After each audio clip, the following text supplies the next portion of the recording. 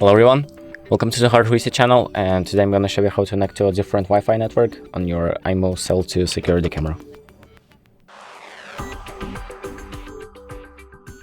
So the first thing we're going to do is open up our IMOU Live app and find the camera that we have connected to the app. So it should look something like this. And then we're going to click on the two dots to open up the this tab right here, and then click on the device details. So now we're going to scroll down until we find the network option. So it should look something like this. It should display the network you're currently connected to. So if you click on it to open up the network configure options, it should display all of the nearby options, all of the nearby network spots that you can connect to. And so you click on a different network and you enter the password and click on connect. And that's about it. Thank you for watching. I hope this video helped, and make sure to like and subscribe.